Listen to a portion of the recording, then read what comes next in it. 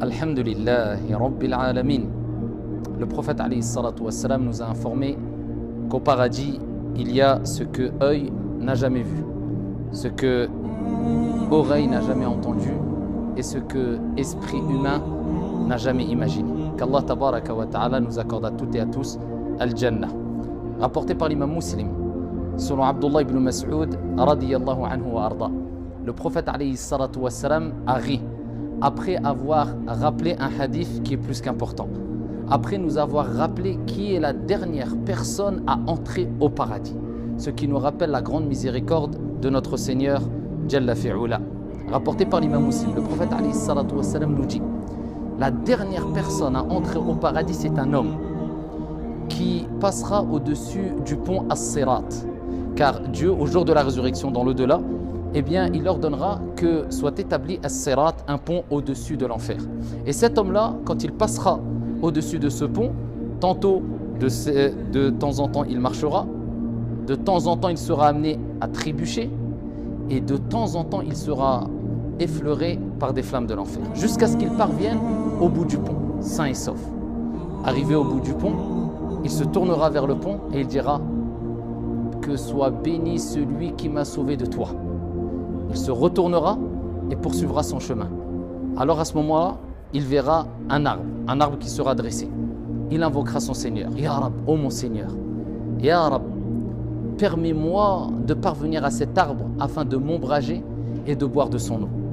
Allah tabaraka wa ta'ala, notre Seigneur, lui dira: ô fils d'Adam, je crains que si je te l'accorde, tu me demandes encore autre chose. Il dira: non, ya Allah. Allah tabaraka wa ta'ala lui accordera ce bienfait. Il sera ombragé ici par cet arbre. Et je vous rappelle qu'au paradis, il y a des arbres, même plus que cela, tous les arbres, leurs troncs sont en or. Et le prophète alayhi salatu wassalam fait sahih a dit: même si un cavalier était amené à courir, c'est-à-dire à vive allure, un cavalier avec sa monture pendant une durée de 100 ans, il ne sortirait toujours pas de l'ombre de cet arbre-là, les arbres du paradis. Arrivé à cet endroit-là, cet arbre, il aperçoit un autre arbre qui est dressé, encore plus beau. Il dit: Ya Rab, ô mon Seigneur, permets-moi de m'approcher du second arbre. Allah lui dira: ô mon serviteur, ne m'as-tu pas promis de ne demander rien du tout, et je crains que si je te le donne, tu me demandes encore quelque chose. Il dira: non, ya Allah. Allah tabaraka wa ta'ala connaît la faiblesse de l'être humain, et de par sa miséricorde, il lui dira: je te l'accorde. Et voilà qu'il se dirigera vers le second arbre, et il profitera de cet arbre-là. Ensuite, il verra un troisième arbre qui est dressé, et il dira: ô mon Seigneur, ya Rab, permets-moi, ya Allah, de me diriger vers cet arbre-là qui est encore plus beau, encore meilleur. Et notre Seigneur dira: ô mon serviteur, ne m'as-tu pas promis que tu ne me demanderais plus rien? Et je crains que si je te le donne, tu me demandes encore quelque chose. Il dira: non, ya Allah. De par la miséricorde de notre Seigneur, eh bien Dieu lui accordera cette opportunité et ce bienfait, et il se dirigera vers cet arbre-là. Arrivé à cet endroit-là, il entendra le bruit et les paroles des habitants de l'Jannah, du paradis. Allahumma ja'alna minhum. Et là, à ce moment-là, il dira: ya Allah. Ça sera trop fort pour lui. Ya Rab, permets-moi de rentrer au paradis. Je veux juste rentrer au paradis. Ya Rab, je suis à côté. Et là, Allah tabaraka wa ta'ala lui dira: ô mon serviteur, ô fils d'Adam, ne m'as-tu pas promis que tu ne me demanderais plus rien après cela? Et qu'est-ce qui te satisfera? C'est-à-dire, Dieu va rappeler: mais demande après demande, quand tu seras rassasié? Et là, Allah tabaraka wa ta'ala lui dira: écoute, je te donne ce bas monde et ce qu'il contient comme bien d'ici-bas, multiplié par 2, c'est-à-dire 2 fois ce bas monde. Est-ce que tu es prêt à le prendre? Et là, la personne dira: ô mon Seigneur, ris-tu de moi alors que tu es le roi? Et là, le prophète Mohammed alayhi salatu wassalam a ri, s'est mis à rire, ici en évoquant la parole de cette personne-là.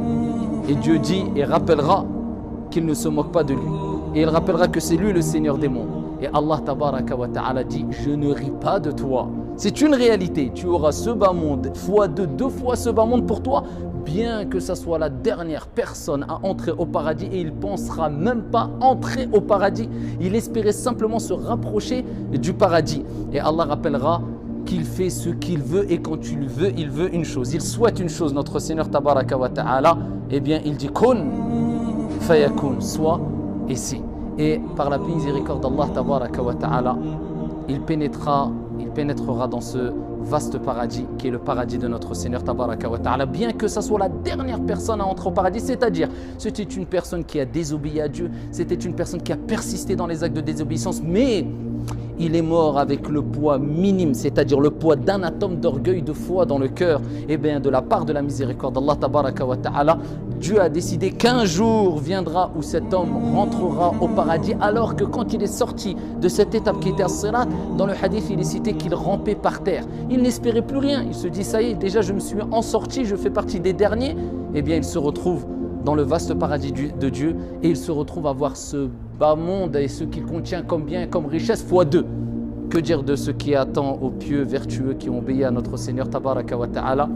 Fait du bien autour d'eux, laissez de bonnes traces autour d'eux, que Dieu nous permette à toutes et à tous de rentrer dans son vaste paradis et d'accéder aux degrés les plus hauts de son vaste paradis. Wa barakallahu fina wa fikum, walhamdulillahi rabbil alamin.